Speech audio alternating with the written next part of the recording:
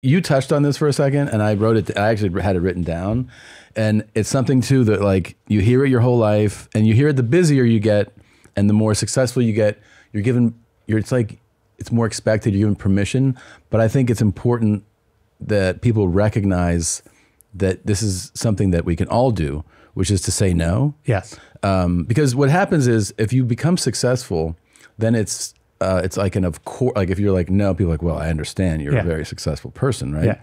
But what I would say is that, your level of success shouldn't dictate your yeses and nos to things. And that owning saying no is really, first of all, it's something you have to almost develop as a skill set. Yeah. But you realize what it does is that it allows you to live the way you want to live. Yeah. And to make choices you want to make. And that you can get to a point where, people will respect your no. That you own your time. You don't have. You can be the secretary and be like, no, I'm not doing that, and people are like, oh, all right. Also for me, it was helpful to realize that a no is also a yes, and that a yes is also a no. So like when you're saying, yeah, sure, I'll do X, Y, or Z because someone asked, and you don't want to be rude or you don't like confrontation, like.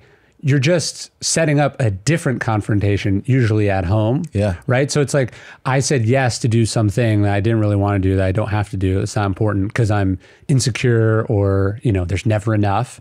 And then like your 3-year-old's like, where's dad? Yeah. Like you said no to that. Like, you're like, I don't want to be rude. Right. But then you were super rude to the person that cares about you the most in the world, that you, by nature of bringing them into the world, promised them all of your time. And he'd probably far prefer spending time with than the person you said yes to. Yes. Yeah. There's a Marcus Aurelius quote in Meditations where he goes, are you afraid of death because you won't be able to do this anymore?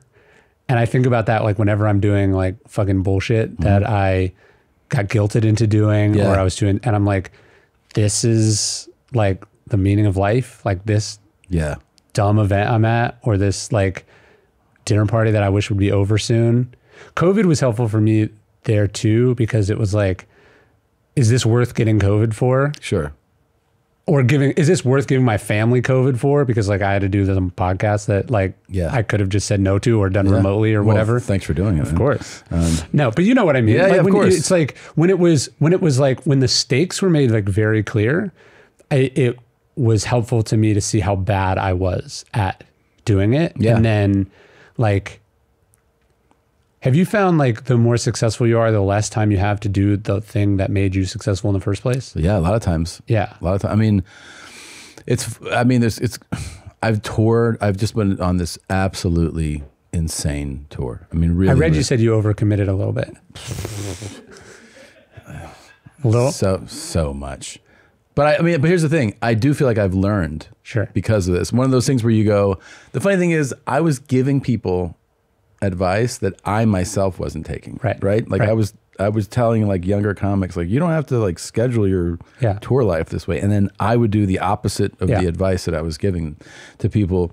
Yeah. I feel like I learned my lesson, but yes, I can get into a place where I'm doing so many things and I feel like I have no time left. And then it's like, oh yeah, I got to find a stage somewhere to get on, or, I got to find time to, and it comes from overcommitting. I do feel like also that a reason I said it's a skill set to say no is that there was a time where I was so insecure about saying no. And like, I would just didn't want to say no. I didn't feel like I could say no. Someone's not going to like me if I say no. And then, it takes just time and life, and you realize that like you can, and like, I fucking love saying no. Do you ever at something and someone's like, why are you here? And you're like, yeah, why am I here? Oh, yeah. Like when they're like, this is not a thing you should have said. Like they were excited to be there, but they were like, this is like, of course. What are you, and then that's like always super, like, that's super helpful. I wish people would do that for each other more. Yeah. Like you're like, you could have said no to this. You did not need.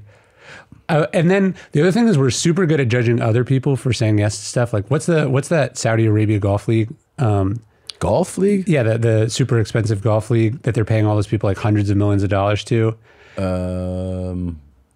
Is it Live or LIV? I never. But anyways, all these golfers are getting paid like hundreds of millions of dollars. Hundreds of millions to leave the PGA Tour to play for this basically corrupt Saudi Arabian golf league. Is this in line with like their soccer thing too? Because they're paying crazy. They're just throwing. It's called sports washing, where you basically throw tons of money to get like big names to sort of whatever. So like I remember looking at this, and then I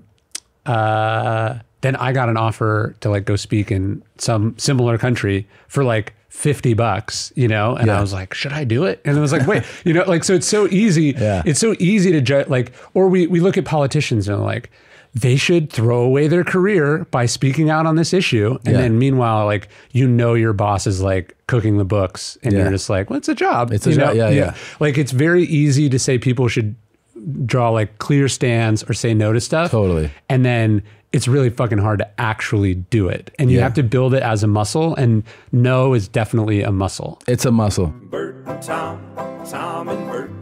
One goes topless while the other wears a shirt. Tom tells stories and Bert's the machine. There's not a chance in hell that they'll keep it clean. Here's what we call two bears, one cave.